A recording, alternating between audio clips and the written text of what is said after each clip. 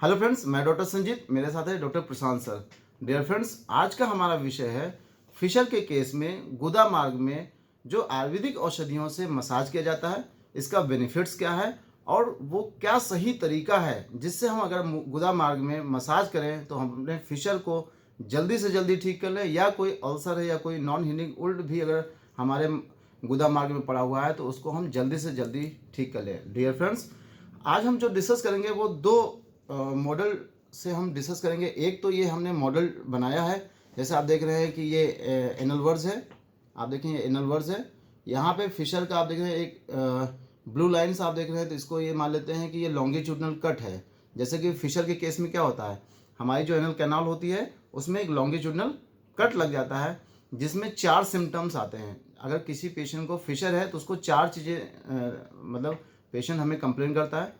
Etching, मल द्वार में इचिंग होना, जब मल त्याग के बाद पेन होना यानी दर्द रहना 1-2 घंटे तक, और मल त्याग के समय जो मल आता है उसमें हल्का सा ब्लड की लाइनिंग बन के आती है, और बर्निंग। मल त्याग के बाद 1-2 घंटे तक मल द्वार में जलन होती है। यानी 4 सिम्टम्स होते हैं, ब्लीडिंग बहुत थोड़ी सी, इचिंग, बर्निंग और पेन। ये 4 सिम्टम्स होते हैं, इनको भी हम मसाज करके थोड़ा सा कम कर सकते हैं। डियर फ्रेंड्स, एक तो मॉडल इसके थ्रू, दूसरा मॉडल हमने पिक्चराइज करके आपको बताएंगे कि फिशर में क्या क्या सिम्टम्स होते हैं, कैसे हम मसाज करते हैं और कैसे इन सिम्टम्स को हम धीरे धीरे रिलैक्स कर सकते हैं। डियर फ्रेंड्स, जैसे फ्रेंड्स, ये मार्केट में बहुत सारी क्रीम्स आती हैं और उसको कैसे लगाना चाहिए। तो जैसे कोई फिशर है तो उसमें जो है आप लगा रहे हैं इसको, ये एप्लीकेटर रहता है और उसको आप लगाने, ये इस तरह से आपने लगाया, एक ही जगह पे ये इकट्ठा हो जाता है। तो जहाँ पे कट है, लॉन्गिट्यूडनल कट है या जिस तरह पे जहाँ पे बर्निंग हो रही, वहाँ पे उस तरह की दवा मसाज के थ्रू बहुत अच्छा रहता है उसमें लगाने के लिए। कि आप उंगली से लगाएंगे तो जो है वहाँ पे जितने भी पर्टिकुलर एरिया है, वहाँ पे जितने टिश्यू हैं, उसको जो है आप हीलिंग भी करा सकते हैं उससे, मसाज के थ्रू।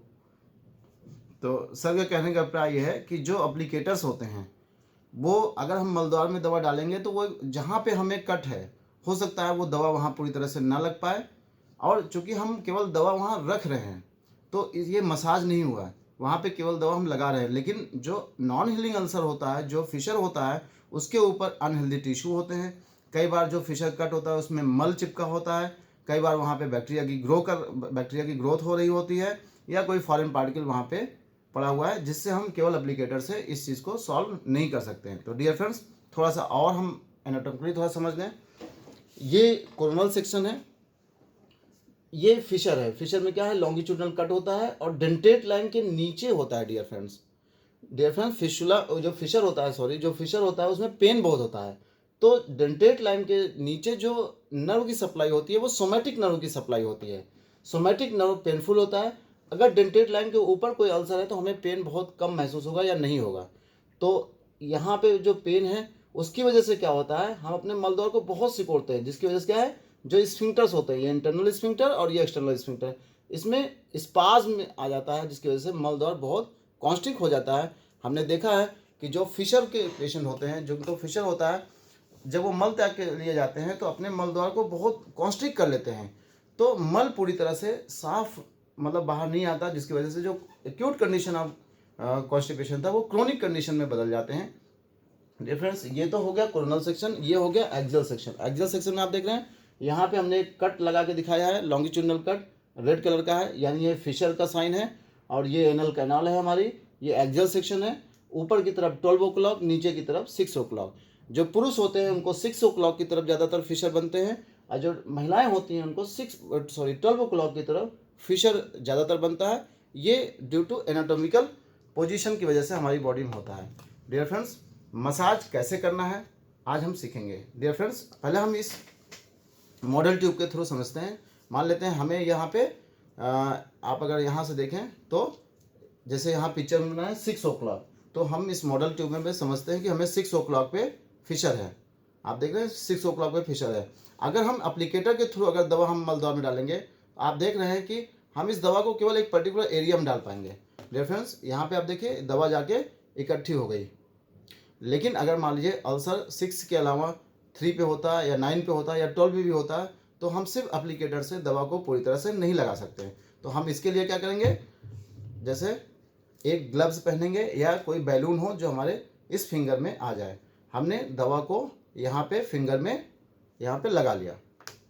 अब हम क्या करेंगे, अपने मल द्वार में यहाँ पे दवा लगाएंगे और मान लेते हैं अगर हमें 6 o'clock की तरफ फिशर है तो हम 12 o'clock की तरफ से अंदर जाएंगे और फिर 6 o'clock की तरफ से बाहर आएंगे। इससे क्या बेनिफिट होगा, जब हम मल त्याग के लिए जाते हैं, चूंकि यहाँ पे कट लगा हुआ है, घाव है, तो वहाँ पे मल का पार्ट चिपका रह जाता है जिसकी वजह से पेन बना रहता है।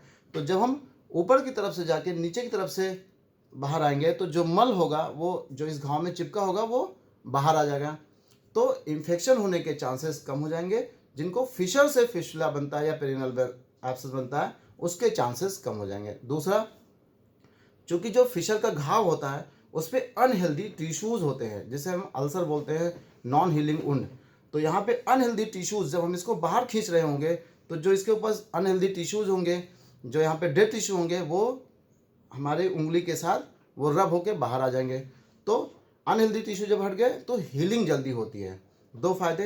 तीसरा फ़ायदा ये हो गया कि जब हम बाहर आ रहे होते हैं तो यहाँ पे हमारे मल में आप जानते हैं जैसे ई कोलाई बैक्टीरिया होता है, बहुत सारे और भी प्रकार के पैथोजेनिक बैक्टीरिया होते हैं, यानी जो घाव को और बढ़ाने वाले बैक्टीरिया होते हैं, यहाँ पे ग्रो कर रहे होते हैं। जब हम इसको मसाज करके बाहर आएंगे तो वो बैक्टीरिया भी यहाँ से वॉश आउट हो जाएंगे, जिसकी वजह से जो पैथोजेनिक बैक्टीरिया होंगे वो हट जाएंगे और हीलिंग हमारी हो जाएगी। तो 3 फायदे। चौथा फ़ायदा ये है कि जब हम इसको मसाज करेंगे, हम उसी समय क्या करेंगे, चारों तरफ मसाज करेंगे। जब हम यहाँ मसाज कर रहे होंगे, हम अपने फिंगर को चारों तरफ घुमा देंगे। तो डियर फ्रेंड, जैसा कि अभी हमने डिस्कस किया कि फिशर में स्पाज्म भी होता है, मल द्वार हमारा कहते हैं कि छोटा हो गया यानी कॉन्स्ट्रिक्ट हो गया। तो जब हम मसाज करते हैं तो जो हमारे स्फिंक्टर्स होते हैं, जब मसाज हम लोग करते हैं तो ये स्फिंक्टर जो है इनको जब हम बार बार जो है मसाज के थ्रू डायलेशन हो जाएगा, तो इससे क्या होता है कि हीलिंग जल्दी होती है। जी, जैसा कि सर ने बताया कि मसाज करने से एक तो हीलिंग भी अच्छी होती है, दूसरा हमारा मल द्वार जो है वो थोड़ा सा बड़ा हो जाएगा, लूज हो जाएगा, जिससे हम जब मल त्याग के ले जाएंगे तो मल हमारा आसानी से पास हो जाएगा। तो बर्निंग, इचिंग, पेन, ये तीनों चीज़ें जो है वो कम हो जाती है। 5वीं चीज़ है कि जो ड्रग था, जो दवाई हमने यूज करना था, अगर हम एप्लीकेटर के थ्रू यूज कर रहे होते तो क्या होता कि एक पर्टिकुलर एरिया पे लग जाता, लेकिन जब हमने फिंगर से मसाज किया तो आप जान रहे हैं कि पूरा एनल कैनाल में दवा लग गई। तो हमारा जो ड्रग था, जहाँ पे हमें दिक्कत थी, उस पर अच्छे से जाके दवा लग गई। इसके साथ साथ जब हम मसाज करते हैं डियर फ्रेंड, तो यहाँ की ब्लड सर्कुलेशन और तेज़ी से होने लगता है। मल द्वार के आसपास का जो ब्लड सर्कुलेशन होता है वो अच्छे से होने लगता है, जिससे घाव हमारा जल्दी से भरता है। डियर फ्रेंड्स, इसके साथ साथ जैसे हमने मसाज तो कर लिया, इसके साथ साथ हमने और भी ऐसे एजुकेशनल वीडियो बनाए हैं, जैसे ऑयलिंग कैसे करना है, सिकाई कैसे करना है। तो डियर फ्रेंड, फिशर के केस में सबसे पहले मल त्याग के पहले हमें क्या करना है, जात्यादि तेल, जो हमने पहले वीडियो में डिस्कस किया है कि मल 3 ml या 4 ml या 5 ml according to doctor's prescription मल द्वार में डालना है, जिससे हमारा पूरा एनल कैनाल क्या हो जाएगा, तेल से भीग जाएगा, चिपचिपा हो जाएगा एरिया। तो जब हम मल त्याग के ले जाएंगे तो मल हमारा फिसल के बाहर आ जाएगा। इससे हमें पेन बहुत कम होगा, हमारा घाव जल्दी भरेगा। दूसरा, मल त्याग के बाद हमें तुरंत जो है गुनगुने पानी में थोड़ा फिटकरी डालकर आधा चम्मच, जिसे हम हॉर्सेस बाथ विथ एलम बताते हैं, वो करना है। उससे क्या होगा कि जो कट है वहाँ पे जो मल फंसा हुआ है, जब हम गुनगुने पानी में बैठेंगे, एक तो गुनगुने पानी में बैठने का फ़ायदा क्या होता है, जो हमारे स्फिंक्टर स्पाज में होते हैं वो भी थोड़ा सा रिलैक्स हो जाते हैं, पेन तुरंत कम हो जाता है। इवन हमने देखा है कि 50% तक पेन गुनगुने पानी में फिटकरी डालने से, सिकाई करने से ही कम हो जाता है। दूसरा, हमने मसाज कर दिया और हमने अपने मल द्वार को जो पेन हो रहा था वो और कम कर लिया। और जो मल त्याग के लिए जाएंगे, एनलवर्स के आसपास जो मल लगा होगा वो भी सेटल डाउन हो जाता है जब हम पानी में बैठते हैं। तो पहले हमने ऑयलिंग करना है, फिर मल त्याग के ले जाना है, फिर मल त्याग के बाद आना है तो हमें गुनगुने पानी में फिटकी डाल के सिकाई करनी है। उसके पश्चात हम जो है मसाज करते हैं। तो क्योंकि पहले से मल द्वार पूरा साफ सुथरा हो गया है, अब मसाज करने से जो थोड़ा बहुत मल एनल कैनाल में भी मल फंसा होगा वो मसाज करने से वहाँ से हट जाएगा, जिससे हमारा फिशर जो है वो जल्दी ठीक हो जाएगा। Thank you.